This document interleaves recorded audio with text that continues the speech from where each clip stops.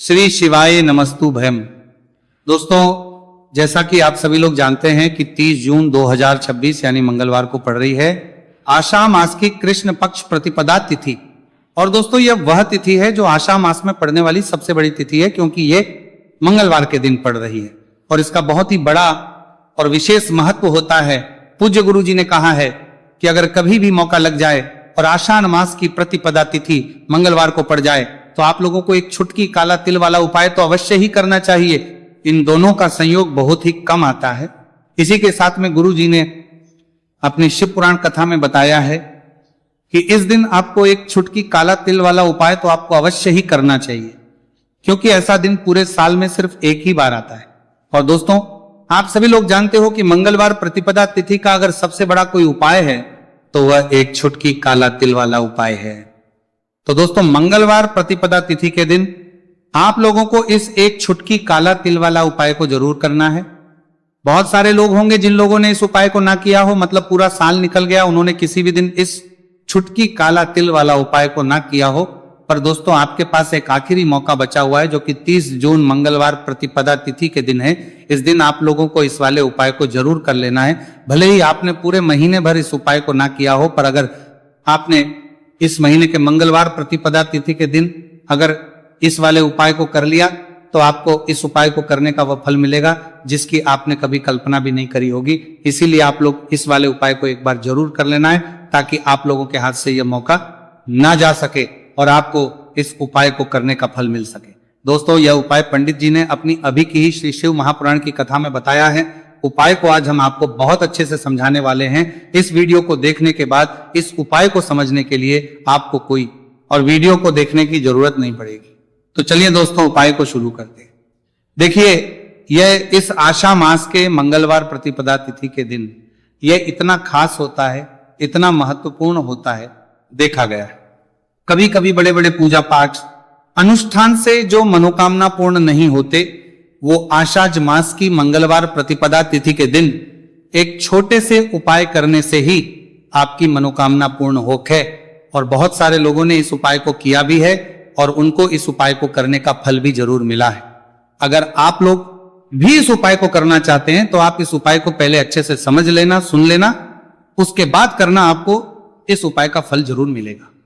और इस उपाय को कर लेने से आपके घर में चाहे किसी भी प्रकार की दुख और समस्या क्यों ना चल रही हो, आपको उसका कारण भी नहीं पता है कि भाई यह समस्या किस कारण से चल रही, उसका कुछ भी कारण हो सकता है, जैसे पितृदोष हो सकता है या किसी भी तरह का मंगल दोष भी हो सकता है। तो इस दिन आप लोगों को यह वाला उपाय कर लेना है। ये एक ऐसा उपाय है जिस उपाय को अगर किसी विशेष दिन पर किया जाए तो भाई उस विशेष दिन का जो है वह तो हमें मिलता ही मिलता है, पर हमने उस दिन पर इस उपाय को किया है तो हमें उससे भी बड़ा फल मिलता है और फल बहुत जल्दी मिलता है, क्योंकि आप इस उपाय को बहुत ही बड़े और विशेष दिन पर रहे हो। तो चलिए अब उपाय के बारे में बात करते हैं, लेकिन उससे पहले आप लोगों को यह जानना आवश्यक है कि आखिर यह उपाय किस समय करना है, किसको करना है और कैसे करना है। तो चलिए हम आगे आपको वीडियो में एक एक करके बता देते हैं। लेकिन उससे पहले अगर आप लोग हमारे चैनल पर पहली किस समय करना है, बार आए हैं या फिर मेरी आवाज आज पहली बार सुन रहे हैं, तो हमारे चैनल को सब्सक्राइब जरूर कर लेना और इस वीडियो को लाइक करके कमेंट बॉक्स में श्री शिवाय नमस्तु भयम ओम नमः शिवाय जरूर टाइप कर देना। तो दोस्तों, इस एक छुटकी काला तिल वाला उपाय को हमें इस मंगलवार प्रतिपदा तिथि के दिन कैसे करना है, किसको करना है, किस समय करना है और कहां पर करना है, ये सारे सवालों के जवाब आपको इस वीडियो में मिल जाएंगे। और जो ये वीडियो देखेगा भाई, उसको एक छुटकी काला तिल वाला उपाय जरूर करना चाहिए, क्योंकि इस दिन काला तिल का भी बहुत ही बड़ा और विशेष महत्व होता है। और बात आ जाए एक छुटकी काला तिल वाला उपाय की, तो ये सोने पे सुहागा वाली बात हो जाती है और ये एक बहुत ही बड़ा उपाय हो जाता है इस मंगलवार प्रतिपदा तिथि का। तो अब दोस्तों, इस एक छुटकी काला तिल वाला उपाय को आखिर करना किसको है, सबसे पहले हम लोग वो बात जान लेते हैं। तो देखो, घर की जो बड़ी माताएं बहनें होती हैं, उन माताओं बहनों में से कोई भी एक बड़ी माता बहन इस वाले उपाय को कर सकती है। और दोस्तों, अगर आप तो अपने घर में से सभी सदस्यों को भी इस उपाय को करवा सकते हैं।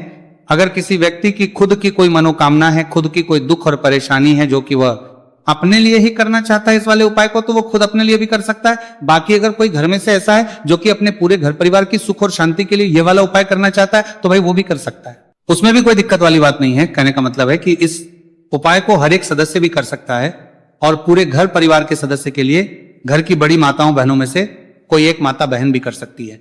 माताएं बहनें अगर घर में उपस्थित ना हो या वही ये वाला उपाय ना कर पा रही हो तो फिर घर का कोई बड़ा सदस्य भी इस एक छुटकी काला तिल वाला उपाय को कर सकता है, चाहे फिर वो पुरुष ही क्यों ना हो, उसमें कोई भी दिक्कत वाली बात नहीं है। उसके बाद में दोस्तों जो अगला प्रश्न निकल आता है वो ये आता है, इस उपाय को लेकर के आखिर इस उपाय को हमें किस समय करना है, सुबह के समय करना है कि शाम के समय करना है। तो देखो इस वाले उपाय को आप लोग सुबह के समय भी कर सकते हो और शाम के समय प्रदोष काल में भी कर सकते हो। अब अगर आप पूछो कि भाई सबसे उत्तम समय कौन सा रहेगा इस एक छुटकी काला तिल वाला उपाय को करने का, तो हम आपसे बस यही कहेंगे कि इस उपाय को आप सुबह के समय करेंगे तो ज्यादा बेहतर होगा। बाकी अगर प्रदोष काल शाम के समय भी करेंगे तो भी अच्छा होगा, उसमें कोई भी दिक्कत वाली बात नहीं है।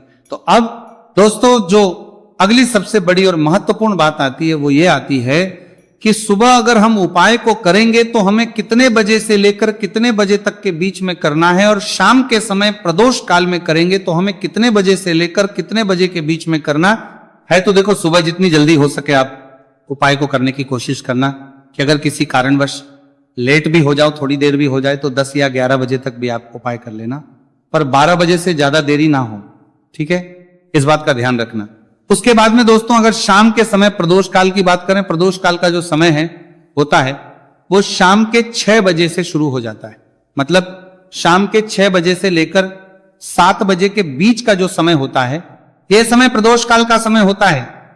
तो आप उपाय को 7 या 8 बजे के बीच में भी कर सकते हो। मतलब शाम के 6 बजे से रात 8 बजे के बीच में आप कभी भी इस वाले उपाय को कर सकते हो, उसमें कोई भी दिक्कत वाली बात नहीं है।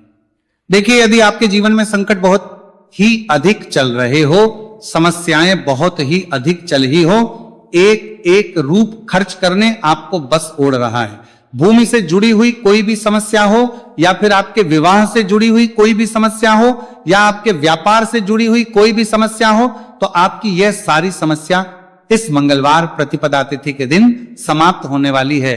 तो चलिए दोस्तों जानते हैं उस विशेष उपाय के बारे में। देखिए इस वीडियो में हम पूज्य गुरु जी द्वारा बताए गए 3 बहुत ही चमत्कारिक उपायों के बारे में जानेंगे। देखिए यह जो उपाय है आपके जीवन से दुर्भाग्य का तो अंत करेंगे ही, साथ ही साथ यदि आपके जीवन में धन की समस्या चल रही है तो वह सभी भी आपकी समाप्त हो जाएंगे। देखिए गुरुजी ने बताया है कि जब भी मंगलवार प्रतिपदा तिथि का दिन पड़े तो हमें कर्ज मुक्ति के लिए कुछ उपाय करने चाहिए। इसी के साथ हमें धन प्राप्ति, भूमि से जुड़े कार्यों और विवाह के लिए भी उपाय करने चाहिए। तो चलिए दोस्तों जानते हैं गुरुजी द्वारा बताए गए सबसे पहले उपाय के बारे में। देखिए ये उपाय विशेषकर उन लोगों को करना है जिनकी भूमि से जुड़ी कोई भी समस्या चल रही हो, यानी कि उनकी भी जमीन से जुड़ी हुई समस्या चल रही है, यानी कि जो लोग मकान खरीदना चाहते हैं या फिर उनका खेत से जुड़ा कोई भी केस चल रहा है या फिर जिनके भी विवाह में विलंब हो रहा है या फिर जिन भी लोगों के जीवन में कर्ज बहुत ही अधिक बढ़ने लगा है, कर्ज जो है वह चुका नहीं पा रहे हैं, तो गुरुजी ने कहा है कि ऐसे लोगों को यह उपाय करना चाहिए। देखिए इस उपाय के लिए आपको थोड़े से काले तिल ले लेने, देख आपको मात्र 1 चुटकी काले तिल ले लेने हैं। इसी के साथ में आपको थोड़ा सा शहद ले लेना है। फिर सबसे अंत में आपको 1 लोटा शुद्ध जल ले लेना है। तांबे के पात्र के अंदर आपको अपने घर से शुद्ध जल ले लेना है और इन सभी सामग्रियों को आपको लेकर के पहुंच जाना है। भगवान शिव के मंदिर में देखिए पूज्य गुरुजी ने बताया है कि इस उपाय को आप सुबह से लेकर के शाम तक किसी भी समय में कर सकते हैं। देखिए मंदिर पहुंचने के आप जो काले तिल लेकर के गए थे उनमें आपको थोड़ा सा शहद लगा लेना है। देखिए आप जो शहद लेकर के आए हैं उस शहद में आपको यह काले तिल अच्छे से डुबो देना है और शहद से युक्त ये जो काले तिल हैं इन्हें आपको शिवलिंग पर अर्पित कर देने हैं या फिर आपको शिवलिंग के चारों तरफ अच्छे से काले तिल का लेपन कर देना है। पूज्य गुरुजी ने बताया है कि लेपन करते समय यदि आपके जीवन में कर्ज से जुड़ी समस्याएं चल रही हैं, लेपन करते समय आपको आर्यन मुक्तेश्वर महादेव का स्मरण करना है या फिर आपके जीवन में विवाह से संबंधित या फिर जमीन से संबंधित कोई भी समस्या चल रही है तो फिर आपको मंगलेश्वर महादेव का स्मरण करना है। इसके बाद जो आप जल लेकर के आए हैं उसे आपको धीरे धीरे शिवलिंग पर अर्पित कर देना है तथा आपको लगातार शिव महापुराण के मूल मंत्र श्री शिवाय नमस्तु भयम इस मंत्र का जाप करते रहना है। पूज्य गुरुजी ने बताया है कि सिर्फ 1 मंगलवार प्रतिपदा तिथि यह उपाय करके देखना और आप स्वयं देखेंगे कि 2 से 3 महीने के अंदर आपके जीवन से जुड़ी हुई जो भी समस्याएं हैं बस सभी समस्या बहुत ही जल्द महादेव की कृपा से दूर होने लगेगी। तो दोस्तों, इस प्रकार से आपको यह पहला उपाय ना है। अब हम जानते हैं दूसरे विशेष उपाय के बारे में। देखिए, इस उपाय के लिए आपको एक प्यारी सी बेलपत्र ले लेनी है। इसी के साथ में एक लोटा शुद्ध जल लेना है तांबे के पात्र के अंदर, और इसी के साथ में आपको थोड़ा सा शहद ले लेना है। देखिए, मंगलवार का दिन है और मंगलवार प्रतिपदा तिथि के दिन यदि हम शहद का उपाय करते हैं तो इससे महादेव हमसे बहुत ही अधिक प्रसन्न होकर के हमारी मनोकामना को परिपूर्ण करते हैं। देखिए दोस्तों, यदि आपको बेलपत्र नहीं मिल पाती है तो आप भगवान शिव के शिवलिंग पर जो बेलपत्र छड़ी हुई होती है उसे शुद्ध जल से धो करके उसका उपयोग कर सकते हैं। तो इन सभी सामग्रियों को आपको भगवान शिव के मंदिर में लेकर के पहुंच जाना है। गुरुजी ने कहा है कि इस उपाय को भी आप सुबह से लेकर के शाम तक किसी भी समय में कर सकते हैं। देखिए, मंदिर पहुंचने के बाद आपके पास जो एक बेलपत्र है, और बेलपत्र की जो सबसे बड़ी वाली पत्ती होती है और उसकी जो चिकनी साइड होती है उस पर आपको अच्छे से शहद का लेपन कर देना है। यानी कि बेलपत्र की बड़ी वाली पत्ती पर, पूरी ही पत्ती पर अच्छे से शहद लगा देना है। अब देखिए, ये जो बेलपत्र है इसे आपको अपने सीधे हाथ की हथेली पर रखना है और आपके जो भी कार्य अटक रहे हैं। देखिए, बहुत से लोग ऐसे होते हैं जो अपने नौकरी को प्राप्त करने के लिए सालों से तैयारी करते हैं लेकिन उनको नौकरी नहीं प्राप्त हो पाती है। बहुत से ऐसे लोग होते हैं जो बहुत ही मेहनत करते हैं, धन भक्ति के लिए बहुत अधिक प्रयास करते हैं, लेकिन फिर भी उनको धन प्राप्त नहीं हो पाता है। तो गुरुजी ने बताया कि जब भी आपको अपने कार्यों में सफलता ना मिले तो फिर आपको मंगलवार के दिन इस उपाय को अवश्य करना चाहिए। देखिए, अब आपको जिस भी कार्य में सफलता प्राप्ति करनी है उस कार्य को सफल बनाने के लिए आपको महादेव से प्रार्थना कर लेनी है, और फिर ये जो एक बेलपत्र है इसे आपको भगवान शिव के शिवलिंग पर अर्पित कर देनी है। देखिए, बेलपत्र की चिकनी साइड जिस पर आपने शहद लगाए हैं वो शिवलिंग से स्पर्श रहेगी, और इसकी जो डंडी है वो आपको जलाधारी की ओर रखनी है। इस प्रकार से आपको ये बेलपत्र अर्पित कर देनी है। अब देखिए, आप जो एक लोटा जल लेकर के आए हैं उसे आपको भगवान शिव के शिवलिंग पर धीरे धीरे अर्पित कर देना है। श्री शिवाय नमस्तुभयम इस मंत्र का जाप करते हुए देखिए, जैसे ही यह जल शिवलिंग से होकर के जलाधारी की ओर बह करके आएगा तो इसे आपको थोड़ा सा अपने सीधे हाथ की हथेली में झेल लेना है। इस जल को आपको अपनी दोनों आंखों पर लगा लेना है और इस जल का थोड़ा सा छिड़काव आपको अपने शरीर पर कर लेना है। पूज्य गुरुजी ने बताया है कि जब भी हम मंगलवार के दिन शहद वाली बेलपत्र शिवलिंग पर अर्पित करते हैं तो इससे हमें महादेव हर कार्य में सफलता प्राप्त करवाते हैं।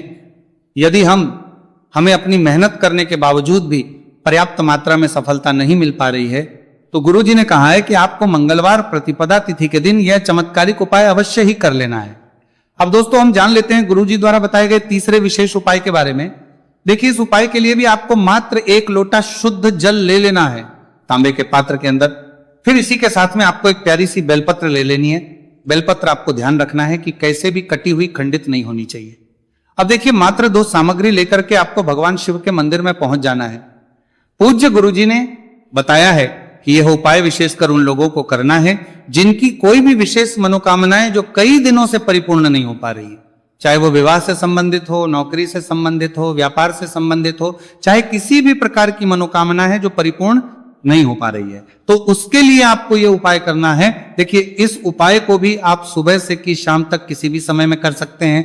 देखिए, मंदिर पहुंचने के बाद सबसे पहले तो आप बेलपत्र लेकर के आए हैं, उसे आपको अपने सीधे हाथ की हथेली पर रखना है और आपको महादेव से प्रार्थना करनी है कि हे मेरे महादेव, मेरी ये जो मनोकामनाएं बहुत दिनों से अधूरी है, मैंने कई प्रकार के उपाय कर लिए हैं, कई प्रकार के व्रत कर लिए हैं, लेकिन अभी तक मेरी मनोकामना परिपूर्ण नहीं हो पाई है, तो उस मनोकामना को परिपूर्ण करने के लिए प्रार्थना करनी है और ये एक बेलपत्र आपको शिवलिंग पर अर्पित कर देनी है। देखिए, बेलपत्र की जो चिकनी साइड है वो शिवलिंग से स्पर्श रहेगी और इसकी जो है वो आपको जलाधारी की ओर रखनी है। इस प्रकार से आपको यह बेलपत्र अर्पित कर देनी है। इसी प्रकार से आपको यह बेलपत्र अर्पित करनी है। अब देखिए, आप जो एक लोटा शुद्ध जल लेकर के आए हैं, इसे आपको धीरे धीरे शिवलिंग पर अर्पित कर देना है। इस मंत्र का जाप करते हुए देखिए, जल अर्पित करते हुए आपको कम से कम 11 बार श्री शिवाय नमस्तुभयम या फिर ओम नमः शिवाय इस मंत्र का